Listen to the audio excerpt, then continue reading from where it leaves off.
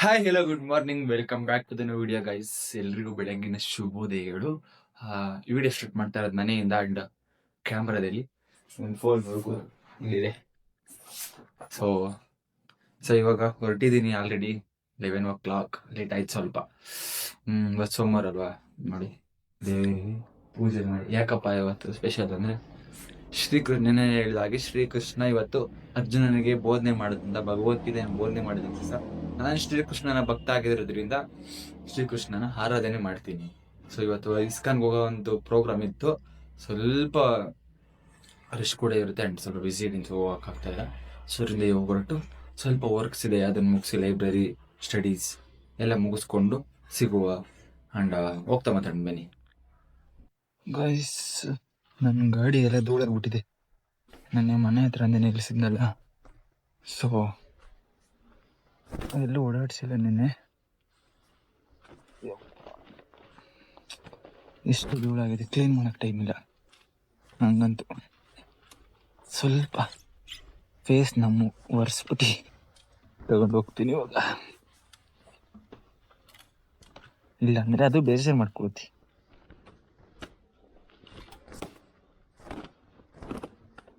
Okay,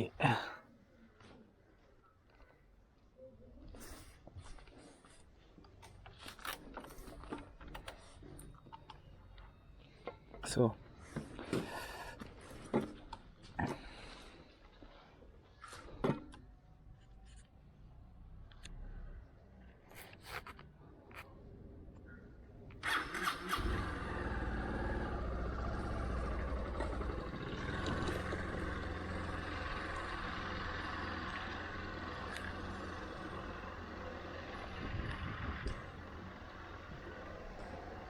ಲೈಫಲ್ಲಿ ನಮಗೇನು confusions ಇದೆ, ಕ್ವಶನ್ಸ್ ಇದೆ, ಎಲ್ಲದಕ್ಕೂ ಭಗವದ್ಗೀತೆನಲ್ಲಿ ತುಂಬ ಆನ್ಸರ್ಸ್ ಇದೆ. ಲೈಫಲ್ಲಿ ಒಂದ್ಸಲ ಆದರೂ ಭಗವದ್ಗೀತೆ ನಾವು ಓದಿದ್ರೆ ನಾವು ಹಿಂಗಿದೀವಿ ಅಂದರೆ ಚೇಂಜಸ್ ಆಗೋದು ತುಂಬ ಇರುತ್ತೆ. ಅದರಲ್ಲಿ ಪ್ರತಿಯೊಂದು ಚಾಪ್ಟರ್ಸಲ್ಲಿ 18 ಚಾಪ್ಟರ್ಸ್ ಇದೆ. 18 ಚಾಪ್ಟರ್ಸಲ್ಲೂ ಡಿಫ್ರೆಂಟ್ ಟೈಪ್ ಆಫ್ ಎಲ್ಲ ಥರನೂ ಇದೆ. ಮನುಷ್ಯನ ಜೀವನಕ್ಕೆ ಬೇಕಾದಂಥದ್ದು. ಸುಮ್ಮನೆ ಬೇಡದಿದ್ದೆಲ್ಲ ನೋಡೋದು, ರೀಲ್ಸ್ ನೋಡೋದು, ವೇಸ್ಟ್ ಮಾಡೋದು ಟೈಮ್. ಇದನ್ನೆಲ್ಲ ಬಿಟ್ಟು ನೀವು ಲೈಫಲ್ಲಿ ಭಗವದ್ಗೀತೆನ ತಗೊಂಡು ಓದಿ. ನಿಮ್ಗೆ ಯಾರಿಗಾದ್ರೂ ಭಗವದ್ಗೀತೆನ ತಗೊಂಡು ಓದಬೇಕು ಅಂತ ಇಷ್ಟ ಆದರೆ ಬೇಕಾದ್ರೆ ಹೇಳಿ, ನಾನೇ ಕೊಡಿಸ್ತೀನಿ ಗಾಯ್ಸ್. ಥರಲ್ಲ ಅನ್ಕೊಳಕ್ಕೆ ಹೋಗ್ಬೇಡಿ, ಏನು ಕೊಡ್ತದ ನಾನು ತೊಗೊಂಡು ಓದೋದು, ನಾವೇ ತಗೊಂಡು ಓದ್ಬೋದಲ್ಲ ಅಂತ ಜಸ್ಟ್ ನಾನು ಟೆಲ್ಲಿಂಗ್. ನಾನು ಜಸ್ಟ್ ಹೇಳ್ತಾ ಇದ್ದೀನಿ ಅಷ್ಟೇ. ಯಾರಿಗಾದರೂ ತಗೊಳಕ್ಕಾಗಲ್ಲ ಅನ್ನೋರು, ನಾನು ಓದಬೇಕು ಅನ್ನೋ ಇಂಟ್ರೆಸ್ಟ್ ಇರೋರು ಬೇಕಾದರೆ ಕಾಮೆಂಟ್ ಮಾಡಿ, ನಾನು ಭಗವದ್ಗೀತೆ ಪುಸ್ತಕವನ್ನು ತರಿಸಿಕೊಡುತ್ತೇನೆ. ನಾನು ಎಲ್ಲೇ ಹೋದ್ರು, ಒಂದು ಬರ್ತ್ಡೇಗೆ ಹೋದ್ರು, ಇಲ್ಲ ಏನಕ್ಕೆ ಹೋಗ್ಲಿ ಫಂಕ್ಷನ್, ನಾನು ಏನಾದರೂ ಗಿಫ್ಟ್ ಕೊಡ್ತಾ ಇದ್ದೀನಿ ಅಂದರೆ ಭಗವದ್ಗೀತೆನ ಗಿಫ್ಟ್ ಮಾಡಿ. ಯಾರಿಗೆ ಈ ನಡುವೆ ಅದನ್ನ ಚೆನ್ನಾಗಿ ಇದು ಮಾಡ್ಕೊಂಡಿದ್ದೀನಿ ನಾನು.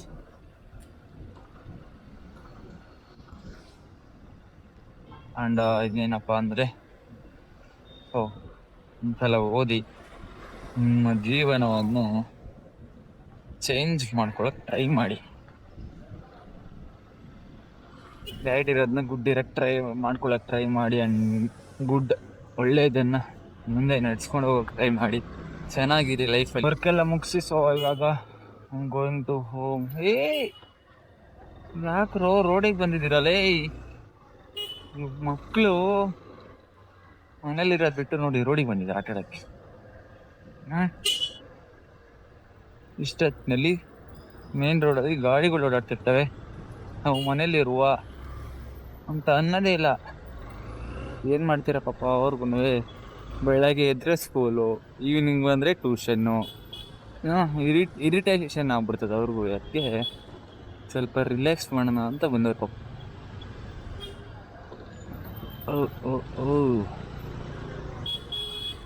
ರೀಚ್ ಹೆಂಗ್ ಗೊತ್ತಾ, ಈ ಕ್ಯಾಮ್ರಾ ಫಿಕ್ಸ್ ಮಾಡ್ಕೊಂಡ್ಮೇಲೆ ಇವಾಗ ನನಗೆ ಅಷ್ಟೇನು ರಿಸ್ಕ್ ಅನಿಸ್ತಾ ಇಲ್ಲ ವೀಡಿಯೋ ಮಾಡೋಕ್ಕೆ. ಯಾಕಂದರೆ ನೋಡಿ, ಏನು ಫೋನ್ಗೊಂದು ಮತ್ತು ಅದಕ್ಕೆ ಮೈಕು ಅದೊಂದು ಹಾಕ್ಕೊತಿದ್ದೆ, ಫೋನ್ ವೆಯ್ಟೇ ಜಾಸ್ತಿ ಆಗ್ತಾಯಿತ್ತು, ಒಂಥರ ರಿಸ್ಕ್ ಆಗ್ತಾಯಿತ್ತು. ಇವಾಗ ಓಕೆ, ಬಟ್ ವಾಯ್ಸು ನೋಡುವ ಇವತ್ತು, ಯಾಕಂದರೆ ಬೈಕಲ್ಲಿ ಹೋಗ್ತಾ ಇರೋದ್ರಿಂದ ವಾಯ್ಸ್ ಕ್ಲಿಯರೆನ್ಸ್ ಸಿಗುತ್ತಾ ಇಲ್ಲೋ ಗೊತ್ತಿಲ್ಲ. ವಾಯ್ಸ್ ಎನ್ಹ್ಯಾನ್ಸ್ ಮಾಡಿ ಎಡಿಟ್ ಮಾಡೋ ಟೈಮಲ್ಲಿ ಟ್ರೈ ಮಾಡೋಣ. ಅದಕ್ಕೆ ಬೆಳಗ್ಗೆ ಮಾಡಿದ ವೀಡಿಯೋ ಒಂದ್ಸಲ ಚೆಕ್ ಮಾಡಿ ನೋಡಿದೆ ಯಾವ ಥರ ಬಂದೈತೆ ಅಂತ. ಸ್ವಲ್ಪ ಜೋರಾಗಿ ಮಾತಾಡಬೇಕು, ವಾಯ್ಸು ತುಂಬ ಕಮ್ಮಿ ಇದೆ. ಸೊ ಮತ್ತೆ ಇವತ್ತು ಒಂದು ಡಿಸಿಷನ್ಸ್ ತಗೊಳ್ಳುವಂಥ ಯಾರೋ ಫೋನ್ ಮಾಡ್ತಾವ್ರಲ್ಲ, ಗಾಡಿ ಸೀಟ್ಗೆ ಹಾಕೊಂಡು ಫಸ್ಟು.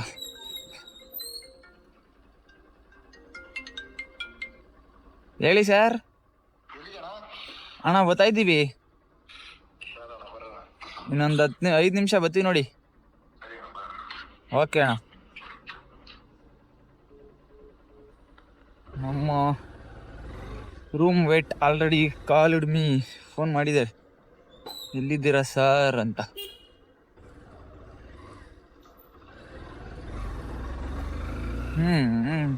ಮನೆಗೆ ಹೋಗ್ಬೇಕು, ಸ್ವಲ್ಪ ಮನೆಗೆ ಹೋಗಿ ಮಾತಾಡುವಂಥದ್ದಿದೆ. ಭಗವದ್ಗೀತೆಯ 18 ಅಧ್ಯಾಯಗಳು ಏನಿದೆ, 18 ಚಾಪ್ಟರ್ಸ್, ಅದನ್ನು 30 ಸೆಕೆಂಡ್ಸಲ್ಲಿ ಒಂದೊಂದು ಚಾಪ್ಟ್ರಲ್ಲಿ ಏನೇನು ತಿಳ್ಕೊಬೋದು ಅಂತ ಒಂದೊಂದು ಲೈನಲ್ಲಿ ಹೇಳ್ತೀನಿ ಗೈಸ್. ಅಗೇನ್ ಎಜುಕೇಷನ್ ಥರ ನಾಲೆಡ್ಗೋಸ್ಕರ ಎಜುಕೇಷನ್ ಮಾಡ್ತಿದ್ದೀನಿ, ಇದನ್ನು ನಾಲೆಡ್ಗೋಸ್ಕರ ಮಾಡಬಾರ್ದು. ಭಗವದ್ಗೀತೆ ಅನ್ನೋದು ಓದೋದನ್ನ ನಮ್ಮ ಲೈಫ್ಗೋಸ್ಕರ ಓದಬೇಕು. ಬಾಳು ಬೆಳಕಾಗಬೇಕಾದರೆ ಭಗವದ್ಗೀತೆಯನ್ನು ಓದಲೇಬೇಕು ಅಲ್ವಾ, ಏನಂತೀರಾ? ಟ್ರಾಫಿಕ್ ಆ್ಯಂಡ್ ಇವತ್ತು ನಾನು ಸ್ಟಡಿ ಮಾಡೋ ಟೈಮಲ್ಲಿ 1 hour ನನ್ನ ಬಿಸ್ನೆಸ್ಗೋಸ್ಕರ ಸ್ಪೆಂಡ್ ಮಾಡಿದ್ದು. ಸೊ ಫೈನಲಿ ನಾನು ಏನು ಪ್ರಾಜೆಕ್ಟ್ ರಿಪೋರ್ಟ್ನ ರೆಡಿ ಮಾಡಿದ್ದೀನಿ. ಇನ್ವೆಸ್ಟರ್ಸ್ ಕಳಿಸ್ಬೇಕು. ಜಾಸ್ತಿ ಎಲ್ಲ ಇನ್ವೆಸ್ಟ್ಮೆಂಟ್ ಏನಿಲ್ಲ ನಮ್ಮದು, 5 lakhs ಒಳಗಡೆ, 5 ಲಕ್ಷದ ಒಳಗಡೆ ಬಿಸ್ನೆಸ್ ಮಾಡ್ತಾ ಇರೋದು. ಯಾಕಂದರೆ ಸ್ಟಾರ್ಟಪ್ ಥರ ಮಾಡ್ಕೊತಾ ಇರೋದು. I am trying to go, ಏನು ಪ್ರಧಾನಮಂತ್ರಿದು ಒಂದು ಲೋನ್ ಬರುತ್ತೆ, PGP ಸಮಥಿಂಗ್ ಅಂತ, ಫಸ್ಟ್ ಅದಕ್ಕೆ ಟ್ರೈ ಮಾಡ್ತೀನಿ. ಇನ್ ಕೇಸ್ ಈ ವಿಡಿಯೋ ನಾನು ಇನ್ವೆಸ್ಟರ್ಸ್ ನೋಡ್ತಾ ಇದ್ದರೆ ಅವರು ಏನೇನು ಅನ್ಕೋಬೋದು, ನಮ್ಮ ಹತ್ರ ಇನ್ವೆಸ್ಟ್ಮೆಂಟ್ ಅಂತ ಬಂದ್ಬಿಟ್ಟು ಈಗ ಆಲ್ರೆಡಿ ಲೋನ್ ಹೋಗ್ತಾರೆ ಅಂತ. But I have to try to loan. ಯಾಕಂದರೆ ಇನ್ವೆಸ್ಟ್ಮೆಂಟ್ ಅಂತ ಹೋದರೆ, ನಿನ್ನೆ ನಾವು ಮಾತಾಡಿರೋಂಥ ಬಿಸ್ನೆಸ್ಸಲ್ಲಿ ಏನಿದೆ ಅಂದರೆ, ಇನ್ವೆಸ್ಟರ್ಸ್ ಹತ್ರ ಮಾತಾಡಿರೋ ಡೀಲ್ ಏನಿದೆ ಅಂದರೆ, ನಾವು ಒಂದು ಡೀಲ್ ಕೊಟ್ಟರು, ಬಟ್ ಅವರು ಅದಕ್ಕೆ ಅಕ್ಸೆಪ್ಟ್ ಮಾಡ್ದಲ್ಲ, ಅವ್ರು ನಮಗೊಂದು ಡೀಲ್ ಕೊಟ್ಟರು. ಲಾಸ್ಟಿಗೆ ನಾನು ನನಗೆ ಬೇಕಾಗಿರೋದ್ರಿಂದ ಒಪ್ಕೊಂಡು ಬಂದಿದ್ದೀನಿ.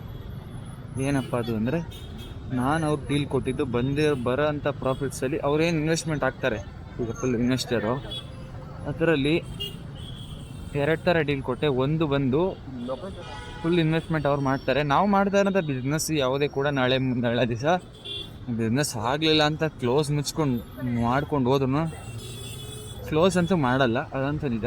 ಏನೇ ಒಂದು ರಿಸ್ಕ್ ಬರಲಿ, ನಾನು ಎದುರ್ಸೋಕ್ಕೆ ರೆಡಿ. ಬಿಸ್ನೆಸ್ ಎಂಟ್ರಪ್ರಿನರ್ ಆಗಬೇಕು ಅಂದರೆ ಇದೆಲ್ಲ ಅನುಸರಿಸ್ಕೊಳ್ಳೇಬೇಕು. ಆ್ಯಂಡ್ ಏನಂದರೆ ಅವರು ನಾನು ಅದೇ ಇನ್ವೆಸ್ಟ್ಮೆಂಟಲ್ಲಿ 2 ಪ್ಲ್ಯಾನ್ ಕೊಟ್ಟೆ ಅವ್ರಿಗೆ. ಒಂದು, ಇನ್ವೆಸ್ಟ್ಮೆಂಟ್ ಮಾಡಬೇಕು, ಬರೋಂಥದ್ರಲ್ಲಿ 60% ನಮಗೆ, 40% ಅವ್ರಿಗೆ.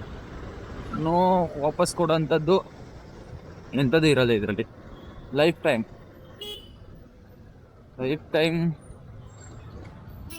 ಕೊಟ್ಟೆ. ಬಟ್ ಏನಂದರೆ ಈಗ ಬರೋ ಅಂತ ಏನು 5 ಲಕ್ಷ ರೂಪಾಯಿ ಒಳಗಡೆ ಅಂತ ಹೇಳಿದ್ನಲ್ಲ, ಅಷ್ಟು ಇನ್ವೆಸ್ಟ್ಮೆಂಟ್ ಅಲ್ಲ. ಇನ್ ಕೇಸ್ ನಾಳೆ ದಿವಸ ಎಕ್ಸ್ಟ್ರಾ ಆಗ್ತಾಯಿದ್ದೀನಿ ಅಂದರೂ ಕೂಡ ಅದಕ್ಕೂ ಅವ್ರು ಇನ್ವೆಸ್ಟ್ಮೆಂಟ್ ಮಾಡಬೇಕಾಗುತ್ತೆ. ಒಂದು ಆ ಥರ ಕೊಟ್ಟೆ. ಅನದರ್ 5%. ಈಗ ಏನು ಅವ್ರು 5 lakh rupees ನನಗೆ ಇನ್ವೆಸ್ಟ್ಮೆಂಟ್ ಮಾಡಿದ್ರೆ, ಅದರಲ್ಲಿ ಪ್ರತಿ ತಿಂಗಳು 5% ಅಂದರೆ 25,000 ರೂಪಾಯಿ ಅವರಿಗೆ ಕೊಟ್ಬಿಡ್ಬೇಕು. ಯಾವಾಗ ಅಟ್ ದ ಟೈಮ್ ಆಫ್ ನಮಗೆ 5 lakh rupees ಅರೇಂಜ್ ಆಗುತ್ತೆ, ಆವಾಗ ಆ ಅಮೌಂಟ್ನ ಕೊಟ್ಟು ಕ್ಲಿಯರ್ ಮಾಡ್ಕೋಬೋದು. ಅದರಲ್ಲಿ 1 ತಿಂಗಳದು 25,000 ರೂಪಾಯಿ ಕೊಡೋಂಗಿಲ್ಲ, ಈ ಥರದ್ದು ಒಂದು ಆಫರು. ಬಟ್ ಅವ್ರು ನನಗೆ ಕೊಟ್ಟಿದ್ದು ಒಂದೇ ಆಫರು, ಏನಂದರೆ 5% ಅವ್ರು ಅಕ್ಸೆಪ್ಟ್ ಮಾಡ್ತಾಯಿಲ್ಲ, 10% ಕೊಡಿ ಅಂತ ಹೇಳ್ತಿದ್ದಾರೆ. ಆ್ಯಂಡ್ ಇನ್ವೆಸ್ಟ್ಮೆಂಟು 5 lakh ಎಲ್ಲ ಬೇಕಾದ್ರೆ ನಾನು 10 lakh ಕೂಡ ಹಾಕ್ತೀನಿ. ಸೊ ನನಗೆ ಪ್ರಾಬ್ಲಮ್ ಇಲ್ಲ. ಆ್ಯಂಡ್ ಏನಂದರೆ 10% ನನಗೆ ರಿಟರ್ನ್ಸ್ ಪ್ರಾಫಿಟ್ ಬೇಕೇ ಬೇಕು ನನ್ನ ಸೇಲ್ಸ್ ಥ್ರೂ ಅಕೌಂಟ್. ಇದನ್ನು ಅವರು ಕೊಟ್ಟಿದ್ದು ನನಗೂ ಕೂಡ. ಫಸ್ಟ್ ಒಂದು ನಂದು ಏನು ಐಡಿಯಾ ಹೇಳಿದೆ 40% 60% ಅಂತ. ಸೊ ಅದಕ್ಕೆ ಯಾಕೆ ಅದನ್ನು ಫಸ್ಟ್ ಥಿಂಕ್ ಮಾಡಿದೆ ಅಂದರೆ ಆ ಥಿಂಕ್ ಮಾಡಿದ್ದು ಆ ಐಡಿಯಾ ಬೇರೆಯವ್ರಿಗೆ, ಅದು ನನ್ನ ಫ್ರೆಂಡ್ಗೋಸ್ಕರ ಅಂತಲೇ ಥಿಂಕ್ ಮಾಡಿದ್ದು. ಇಬ್ಬರು ಪಾರ್ಟ್ನರ್ಶಿಪ್ಪಲ್ಲಿ ಫಸ್ಟು ಮಾಡ್ಕೊಳ್ಳೋದು ನನ್ನ ಪ್ಲ್ಯಾನ್ ಇತ್ತು. ಅದು ನಾವಿಬ್ಬರೇ ಪಾರ್ಟ್ನರ್ಸ್ ಅಂತ. ನಂದು ಐಡಿಯಾಸ್ ಎಲ್ಲ ನಂದು, ಇನ್ವೆಸ್ಟ್ಮೆಂಟ್ ಅವನು ಅಂತ. ಬಟ್ ಅವನು ಇವಾಗಿರೋಂಥ ಪರಿಸ್ಥಿತಿ ನಂಗೆ ಮಾಡೋಕ್ಕಾಗಲ್ಲ ಅಂತ ಹೇಳಿದ. ಸೊ ಅದರಿಂದ ನಾನು ಬೇರೆ ಇನ್ವೆಸ್ಟರ್ ಹುಡುಕಕ್ಕೆ ಟ್ರೈ ಮಾಡಿದೆ. ಸೊ ಅದನ್ನು ಹೇಳಿದೆ ಅಷ್ಟೇ ಅವ್ರ ಹತ್ರ, ಇನ್ವೆಸ್ಟರ್ಸ್ ಹತ್ರ. ಬಟ್ ಅವ್ರು ಅದಕ್ಕೆ ಏನು ತಲೆ ಕೆಡಿಸ್ಕೊಳ್ಳಿಲ್ಲ. ಯಾಕಂದರೆ ಅದು ಅವ್ರಿಗೆ ಬೇಕಿಲ್ಲ. ಅವ್ರಿಗೆ ಇನ್ವೆಸ್ಟ್ಮೆಂಟು ರಿಟರ್ನ್ಸ್ ಅಷ್ಟು ಮಾತ್ರ ಬೇಕು. ಬಿಸ್ನೆಸ್ಸಲ್ಲಿ ಉಳ್ಕೊಳಕ್ಕೆ ಅವ್ರಿಗೆ ಇಂಟ್ರೆಸ್ಟ್ ಇಲ್ವಂತೆ, ಅವ್ರದ್ದು ಬೇರೆ ಏನೋ ಇದೆಯಂತೆ. ಸೊ ಪರವಾಗಿಲ್ಲ, ನನಗೂ ಇದೇ ಓಕೆ ಅನ್ನಿಸ್ತು. ಏನಂದರೆ ನಂದು 5% ಇದೆಯಲ್ಲ, ಅದಕ್ಕೆ ಟ್ರೈ ಮಾಡೋಣ ಅಂತ ಟ್ರೈ ಮಾಡಿದೆ. ಬಟ್ ಅವ್ರು 10% ಕಮ್ಮಿ ಆಗಲ್ಲ ಅಂತ ಹೇಳಿದ್ರು guys. So finally I accept that. Okay, 10% ನನಗೆ ಓಕೆ. ನನಗೆ ಬೇಕಾಗಿರೋಂಥದ್ದು ಏನು ಮಷಿನರೀಸ್ ಆಗಿರ್ಬೋದು ಆ್ಯಂಡ್ ಅನದರ್ ಥಿಂಗ್ಸ್ ಏನೇನಕ್ಕೆ ಬೇಕಿದೆ ಅದಕ್ಕೆಲ್ಲ ಒಂದು ನಾವು ಹಾಕಿರೋ ಅಂಥ ಎಸ್ಟಿಮೇಟ್ ಏನಿದೆ ಅದು 5 lakh rupees ಓಕೆ ಆಗುತ್ತೆ. ನಮಗೆ ಕಮ್ಮಿಲಿ ಮಾಡ್ಕೊತೀನಿ ಅಂದರೆ ನಮ್ಮ ಅಮೌಂಟಲ್ಲೇ ಮಾಡ್ಕೊಬೋದು, ನಾವು ಅದಕ್ಕೂ ರೆಡಿ. ಸೊ ನೋಡುವ ಯಾವ ಥರ ಆಗುತ್ತೆ ಅಂತ. ನಾವು ಪ್ಲ್ಯಾನ್ ಮಾಡ್ತಾರಲ್ಲ ಆಗಕ್ಕೆ ಚಾನ್ಸಸ್ ಇಲ್ಲ. ನಾನು ಇವಾಗ ಏನೋ ಒಂದು ಪ್ರಾಜೆಕ್ಟ್ ರಿಪೋರ್ಟ್ ಮಾಡಿ ರೆಡಿ ಮಾಡಿಕೊಡ್ತೀನಿ. ಅದರಲ್ಲೂ ಮತ್ತೆ ಏನಾದರೂ ಒಂದು ಹುಡುಕ್ತಾರೆ ಇನ್ವೆಸ್ಟರ್ಸ್ ಇದ್ದಿದೆ ಇವೆಲ್ಲ ಶ್ಯೂರಿಟಿ ಮತ್ತೊಂದು ಅದು ಇದು. ನಾನು ಈ ಪರ್ಪಸ್ಗೋಸ್ಕರನೇ ಫಸ್ಟ್ ಒನ್ಗೆ ಹೋಗೋಕ್ಕೆ ಅಂತ ಪ್ಲ್ಯಾನ್ ಮಾಡಿದ್ದೆ. ಏನು ಶ್ಯೂರಿಟಿ ಇದೆಲ್ಲ ಹಾಕೋಕ್ಕಾಗಲ್ಲ, ಯಾಕಂದರೆ ಇನ್ನೊಬ್ಬರನ್ನ ಇಟ್ಕೊಂಡು ಅದರಲ್ಲಿ ಮಧ್ಯದ ಸೆಂಟ್ರಲ್ಲಿ ಈ ಕಾಲದಲ್ಲಿ ಯಾರು ನಂಬಲ್ಲ ಗೈಸ್. ಈಗ ನಾನು ಎಷ್ಟೇ ಹೇಳಿದ್ರು ನನ್ನ ಫ್ರೆಂಡ್ ಕೂಡ ಶ್ಯೂರಿಟಿ ಹಾಕೋಕ್ಕೆ ಹೆದರ್ಕೊಂತಾನೆ ನನ್ನ ಮೇಲೆ. ಸೊ ಆ ಪರ್ಪಸ್ಗೋಸ್ಕರ ನಾನು ಫಸ್ಟ್ ಒನ್ಗೆ ಹೋಗಿ ಟ್ರೈ ಮಾಡಿದೆ. ಅವ್ರಿಗೆ ಅದು ಇಷ್ಟ ಇಲ್ಲದ್ರಿಂದ ಯಾರು ನಮ್ಮ ಪಾರ್ಟ್ನರ್ ಇದ್ದಾರಲ್ಲ ಅವರೇ ಶ್ಯೂರಿಟಿ ಹಾಕ್ತಾರೆ ಬಿಸ್ನೆಸ್ಗೆ. ನಾನು ಓನರಲ್ಲ, ನನ್ನ ಪಾರ್ಟ್ನರ್ ಏನಿದೆ ವಿನಯ್ ಗೌಡ ಇವರೇ, ಅವರು ಆ್ಯಂಡ್ ಇನ್ನೊಬ್ರು ಜರ, ಅವರಿಬ್ಬರ ಹೆಸರಲ್ಲಿ ಬಿಸ್ನೆಸ್ ಮಾಡ್ತಾ ಇರೋದು. ಸೊ ಇವಾಗ ಇನ್ವೆಸ್ಟರ್ಗೆ ಶ್ಯೂರಿಟಿ ಬಂದು ವಿನಯ್ ಗೌಡ ಅವ್ರ ಕಡೆಯವರೇ ಆಗಿರೋದ್ರಿಂದ ಅವ್ರಿಗೆ ಕ್ಲೋಸು ಆ ಇನ್ವೆಸ್ಟರ್ಸು. ಸೊ ಆಗಿರೋದ್ರಿಂದ ಅವರು ಹಾಕಿದ್ರೆ ಓಕೆ ಶ್ಯೂರಿಟಿ ಅಂತ ನಮ್ಗೆ ಹೇಳಿದ್ರು. ಸೊ ಅದಕ್ಕೆ ಇವರು ಕೂಡ ಒಪ್ಕೊಂಡಿದ್ದಾರೆ. ಸೊ ಇನ್ವೆಸ್ಟ್ಮೆಂಟ್ ರೆಡಿ ಆಗ್ತಿದೆ. ಬಿಸ್ನೆಸ್ ಯಾವಾಗಿಂದ ಏನಪ್ಪ ಸ್ಟಾರ್ಟ್ ಅಂದರೆ ನಾನು ಪ್ಲ್ಯಾನ್ ಮಾಡ್ಕೊತಾ ಇದ್ದೆ ಎಕ್ಸಿಕ್ಯೂಟ್ ಮಾಡೋದು. ಯಾಕಂದರೆ ಜನವರಿ ಎಕ್ಸಾಮ್ಸ್ ಆದಮೇಲೆ ಸ್ಟಾರ್ಟ್ ಮಾಡೋಣ ಅಂತ. ಸೊ ಇವನು ನಮ್ಮ ಪಾರ್ಟ್ನರ್ ಏನಿದ್ದಾರೆ ವಿನಯ್ ಗೌಡ ಅವರು, ಸಿಗ್ನಲ್ ವಿನಯ್ ಗೌಡ ಅವ್ರು ಏನಿದ್ದಾರೆ ಅವ್ರು ಏನು ಹೇಳ್ತಿದ್ದಾರೆ ಅಂದರೆ ಬೇಡ, ನಾನು 15 days ಅಷ್ಟೊತ್ತಿಗೆ ಇನ್ವೆಸ್ಟ್ಮೆಂಟ್ ರೆಡಿ ಆಗಿಬಿಡುತ್ತೆ, ಸ್ಟಾರ್ಟ್ ಮಾಡೋಣ ಅಂತ. ಬಟ್ ನಾನು ಅದಕ್ಕೆ 15 days ಎಕ್ಸ್ಟ್ರಾ ನನಗೆ ಟೈಮ್ ಕೊಡಿ, 1 month ತಗೊಳ್ಳಿ ನೀವು. ಜಾನ್ವರಿಗೆ ನಂದು ಎಕ್ಸಾಮ್ಸ್ ಮುಗಿಯುತ್ತೆ, ಒಂದು January 15 ಅಲ್ಲಿ ಎಕ್ಸಾಮ್ ಮುಗಿಯುತ್ತೆ. ಸೊ ಅಲ್ಲಿಗೆ ಮುಗಿಸ್ಬಿಡ್ತೀನಿ. ಎಕ್ಸಾಮ್ಸ್ ಮುಗಿದಾದ್ಮೇಲೆ ಸ್ಟಾರ್ಟ್ ಮಾಡೋಣ. ಇನ್ವೆಸ್ಟ್ಮೆಂಟ್ ಅಷ್ಟೊತ್ತು ರೆಡಿ ಮಾಡ್ಕೊಳ್ಳಿ, ನಾನು ಪ್ರಾಡಕ್ಟ್ಸ್ ಕೊಡ್ತೀನಿ. ಇನ್ವೆಸ್ಟ್ಮೆಂಟ್ ರೆಡಿ ಮಾಡ್ಕೊಳ್ಳಿ ನೀವು. ಆ್ಯಂಡ್ ಜನವರಿ ಎಕ್ಸಾಮ್ ಮುಗಿದಾದ್ಮೇಲೆ ಎಕ್ಸಿಕ್ಯೂಟ್ ಮಾಡೋಣ ನಾನು ಪ್ಲ್ಯಾನ್ ಮಾಡ್ಕೊಂಡಿದ್ದೀನಿ. ಸೊ ನೋಡುವ ಹೇಗಾಗುತ್ತೆ ಅಂತ. ನೈಸ್. ಸೊ ಮನೆಗೆ ಬಂದೆ. ಸೊ ಏನಪ್ಪ ಅಂದರೆ ಹೇಳಿದ್ನಲ್ಲ, ಭಗವದ್ಗೀತೆದು ಸ್ವಲ್ಪ 18 ಲೆಸನ್ ಇದೆ, 18 ಚಾಪ್ಟರ್ಸ್. ಅದರಲ್ಲಿ ಒಂದೊಂದು ಲೆನ್ಸ್ನ ನಾನು ತೊಗೊಂಡಿದ್ದೀನಿ. ಸೊ ಇವಾಗ ಹೇಳ್ತಾ ಹೋಗ್ತೀನಿ ಬನ್ನಿ ವೈಸ್. ಫಸ್ಟ್ನೇದು ಬಂದು ಮೊದಲನೇ ಅಧ್ಯಾಯ ಏನಂದರೆ ನಾನೆಲ್ಲ ಏನಂದರೆ ಬರ್ಕೊಂಡಿದ್ದೀನಿ. ಬದುಕಿನಲ್ಲಿ ಎಲ್ಲ ಸಮಸ್ಯೆಗಳಿಗೆ ನಮ್ಮ ಆಲೋಚನೆಗಳಿಗೆ ಮೂಲ ಕಾರಣ. ಫಸ್ಟ್ನೇ ಲೆಸನ್ ಇದು. ನಾವೇನು ಯೋಚನೆ ಮಾಡ್ತೀವಿ, ನಾವು ಏನು ಪ್ರಾಬ್ಲಮ್ ಫೇಸ್ ಮಾಡ್ತಿದ್ದೀವಿ, ಅದು ನಾವು ಥಿಂಕ್ ಮಾಡ್ತೀವಲ್ಲ ಮೈಂಡಲ್ಲಿ, ಅದೇ ಮೇಯ್ನು ರೀಸನ್ನು. ಸೆಕೆಂಡ್ ಒನ್ ಬಂದು ಸರಿಯಾದ ಜ್ಞಾನವೇ ಬದುಕಿನ ಎಲ್ಲ ಸಮಸ್ಯೆಗಳಿಗೆ ಅತ್ಯುತ್ತಮ ಪರಿಹಾರ. ಓಕೆನಾ? ಥರ್ಡ್ ಒನ್, ನಿಸ್ವಾರ್ಥದಿಂದ ಮಾಡುವ ಯಾವ ಕೆಲಸವೂ ನಿನ್ನನ್ನು ನೋಯಿಸದು. ಸ್ವಾರ್ಥ ಇರಬಾರ್ದು, ನಿಸ್ವಾರ್ಥ ಇರಬೇಕು. ಆ್ಯಂಡ್ 4ನೇದು, ನಿನ್ನ ಬದುಕಿನಲ್ಲಿ ನಡೆಯುವುದೆಲ್ಲವೂ ನಿನ್ನ ಕರ್ಮದ ಫಲವೇ ಆಗಿದೆ. ನಿನ್ನ ಕರ್ಮದಲ್ಲಿ ಏನು ಬಂದಿದೆ ಅದೇ ನಿನ್ನ ಲೈಫಲ್ಲಿ ನಡೀತಾ ಇದೆ. 5th ಒನ್ ಬಂದು ನಾನು ಮಾತ್ರವೇ ಎನ್ನುವ ಅಹಂಕಾರವನ್ನು ಬಿಟ್ಟಾಗ ಮಾತ್ರವೇ ಪ್ರಪಂಚ ನೀಡುವ ಖುಷಿ ನಿನಗೆ ಸಿಗುತ್ತದೆ. ಅಹಂಕಾರ ಇರಬಾರ್ದು. 6 ಬಂದು ಪ್ರತಿದಿನವೂ ನಿನ್ನನ್ನು ನೀನು ಸುಧಾರಿಸಿಕೊಳ್ಳಲು ಪ್ರಯತ್ನಿಸು. ನೀನು ಏನೇ ಥಿಂಕ್ ಮಾಡು, ಮೈಂಡ್ ಆಫ್ ವೇ ಥಿಂಕಿಂಗ್ ಇರ್ಬೋದು, ಪ್ರಾಬ್ಲಮ್ ಸಿಗಾಕೊಂಡಿರ್ಬೋದು, ಅದನ್ನು ಫೇಸ್ ಮಾಡಿಕೊಂಡು ಇದರೊಳಗೆ ಟ್ರೈ ಮಾಡಬೇಕು ಮೇಲೆ. 7 ಬಂದು ಬದುಕಿನಲ್ಲಿ ಸಮಸ್ಯೆಗಳಿಂದ ಸಿಗುವ ಅನುಭವಗಳೊಂದಿಗೆ ಬದುಕನ್ನು ನಡೆಸು. ಎಷ್ಟು ಚೆನ್ನಾಗಿದೆ ಅಲ್ಲ. ಏನು ನಮಗೆ ಪ್ರಾಬ್ಲಮ್ಸ್ ಬರುತ್ತಲ್ಲ ಲೈಫಲ್ಲಿ, ಅದರಿಂದ ಸಿಗೋಂಥ ಎಕ್ಸ್ಪೀರಿಯೆನ್ಸ್ನಿಂದ ಬದುಕನ್ನು ನಡೆಸಬೇಕು. ನಾನು ಯಾವಾಗಲೂ ಏಕೆ ಎಕ್ಸ್ಪೀರಿಯೆನ್ಸ್ ಅಂತ ಮಾತಾಡ್ತಿದ್ದೀನಿ ಅಂದರೆ, ಒಂದು ವೇ ಆಫ್ ಥಿಂಕಿಂಗಲ್ಲಿ ಯೋಚನೆ ಮಾಡಿದ್ರೆ ನಾವು ಲೆಸನ್ಸ್ನ ತೊಗೊತೀವಿ ಅದರಿಂದ ನಿಜವಾಗ್ಲೂ. ಸೊ ಅದಕ್ಕೋಸ್ಕರ 8 ಬಂದು ಸುಲಭವಾಗಿ ಸೋಲೊಪ್ಪಿಕೊಳ್ಳಬೇಡ. ಆತ್ಮವಿಶ್ವಾಸ ಜೊತೆಗಿರಲಿ. ಸೆಲ್ಫ್ ಕಾನ್ಫಿಡೆನ್ಸ್ ಅನ್ನೋದು ಜೊತೆಗಿರಬೇಕು. ಅಷ್ಟು ಬೇಗ ನೀವು ಸೋಲನ್ನು ಒಪ್ಕೊಳಕ್ಕೆ ಹೋಗ್ಬಿಡಿ ಅಂತ. 9th ಬಂದು ನಿನ್ನ ಬಳಿ ಏನಿದೆಯೋ ಅದನ್ನು ಗೌರವಿಸಿ, ಅದನ್ನು ಕಲಿ. ನಿಮ್ಮ ಹತ್ರ ಏನಿದೆ ಅಂದರೆ ನಮ್ಮದು ಏನೇ ಇರಲಿ, ಫಸ್ಟ್ ಅದಕ್ಕೆ ರೆಸ್ಪೆಕ್ಟ್ ಕೊಡೋದನ್ನ ನಾವು ಕಲ್ತ್ಕೊಬೇಕು. 10th ಬಂದು ಬದುಕಿನ ಹೆಚ್ಚು ಕ್ಷಣಗಳನ್ನು ನನಗಾಗಿಯೇ ಮೀಸಲಿರಿಸು. ಅಂದರೆ ಭಗವಂತ ಹೇಳಿರೋದು, ಶ್ರೀಕೃಷ್ಣ ಪರಮಾತ್ಮ ಜಾಸ್ತಿ ಟೈಮ್ಸ್ ಏನಿದೆ ಅವನ ಹತ್ರ ಸ್ಪೆಂಡ್ ಮಾಡಿದಾಗ ಒಂದು ನೆಮ್ಮದಿ ಅನ್ನೋದು ಸಿಗುತ್ತೆ ಅನ್ನೋದು ನನ್ನ ಒಂದು ಭಾವನೆ. ಸೊ ಲೈನ್ಸ್ ಕೂಡ ನಾನು ತೊಗೊಂಡಿರೋದು ಬುಕ್ಕಿಂದ ಇದು. ಆ್ಯಂಡ್ 11th ಬಂದು ಸತ್ಯವನ್ನು ಸತ್ಯವಾಗಿ ಕಾಣು ಮತ್ತು ಸತ್ಯಕ್ಕೆ ತಲೆಬಾಗು. ಓಕೆನಾ? ಏನು ಒರಿಜಿನಾಲಿಟಿ ಏನಿದೆ, ಸತ್ಯ ಏನಿದೆ ಅದನ್ನು ಸತ್ಯವಾಗಿ ನೋಡಬೇಕು ಹೊರತು ಸುಳ್ಳಾಗಿ ನೋಡಕ್ಕೆ ಹೋಗ್ಬಾರ್ದು. ಆ್ಯಂಡ್ ಅದಕ್ಕೆ ನಾವು ತಲೆಗೆ ಹೋಗ್ಬೇಕು. ನಮ್ಮದೇನಾದರೂ ಅದ್ರಲ್ಲಿ ಪ್ರಾಬ್ಲಮ್ಸ್ ಅಂದರೆ ನಮ್ಮದೇನಾದರೂ ಮಿಸ್ಕಮ್ಯುನಿಕೇಷನ್ಸ್ ಇದ್ದರೆ, ನಮ್ಮ ಕಡೆಯಿಂದ ಏನಾದರೂ ತಪ್ಪಾಗಿದ್ದರೆ ತಲೆಗೆ ಹೋಗ್ಬೇಕು. 12th ಬಂದು ಉನ್ನತ ಆಲೋಚನೆಗಳಿಗೆ ಮನಸ್ಸನ್ನು ಮೀಸಲಿರಿತು. ಮೇನ್ ಬಂದು ಫೋಕಸ್ ಇರೋದು ಪಾಸಿಟಿವ್ ಏನಿರುತ್ತೆ ಥಿಂಕಿಂಗು, ಅದಕ್ಕೆ ಜಾಸ್ತಿ ನಾವು ಟೈಮ್ ಕೊಡಬೇಕು, ನೆಗೆಟಿವ್ ಬಿಡಬೇಕು ಅನ್ನೋದೊಂದು ಅಲ್ಲ. 13ನೇ ಚಾಪ್ಟರ್ 13ನೇ ಅಧ್ಯಾಯ, ನಶ್ವರ ಜಗತ್ತಿನ ಮಾಯೆಗಳಿಗೆ ಸೋಲದೆಯೇ ಆಧ್ಯಾತ್ಮಕ್ಕೆ ಶರಣಾಗು. ಇದ್ರ ಬಗ್ಗೆ ಏನು ಹೇಳೋಂಥ ಅವಶ್ಯಕತೆ ಇಲ್ಲ. ನಶ್ವರ ಇದು ಒಂದು ಜೀವ ಅನ್ನೋದು ಇವತ್ತಿರುತ್ತೆ, ನಾಳೆ ಇರಲ್ಲ. ಅದು ನಾವು ಹೇಳೋಕ್ಕಾಗಲ್ಲ. ಸೊ ಅದನ್ನು ಬಿಟ್ಟು ನಾನು ಇದು ಮಾಡಬೇಕು, ಅದು ಮಾಡಬೇಕು, ಅದನ್ನು ಬಿಟ್ಟು ಆಧ್ಯಾತ್ಮ ಅಂದರೆ ನಾನು ಒಂದು ಫುಲ್ಲು ಇದನ್ನೇ ಮಾಡ್ತೇನೆ. ಸೊ ನೋಡುವ, ಅದರಲ್ಲಿ ಆಧ್ಯಾತ್ಮಕ್ಕೆ ಹೆಂಗೆ ಶರಣಾಗಬೇಕು ಅನ್ನೋದೊಂದು ಸಿಗುತ್ತೆ, ನಾನು ಹೇಳ್ತೀನಿ. ಸೊ 14th ಬಂದು ನಿನ್ನ ಯೋಜನೆಗೆ ಸರಿ ಹೊಂದುವ ಜೀವನ ಶೈಲಿ ನಿನ್ನದಾಗಿರಲಿ. ನಮ್ಮದು ಏನು ಪ್ಲ್ಯಾನಿಂಗ್ಸ್ ಇರುತ್ತೆ ಅದರ ಪ್ರಕಾರ ನಮ್ಮ ಲೈಫನ್ನು, ಕೆರಿಯರ್ನ ಬಿಲ್ಡ್ ಮಾಡ್ಕೊಂಡು ಹೋಗಬೇಕು ಅನ್ನೋದೊಂದು. 15th ಲೆಸನ್ ಏನಂದರೆ ಆಧ್ಯಾತ್ಮ ಮತ್ತು ಧರ್ಮಕ್ಕೆ ಹೆಚ್ಚು ಪ್ರಾಮುಖ್ಯತೆಯನ್ನು ನೀಡುವಂಥ.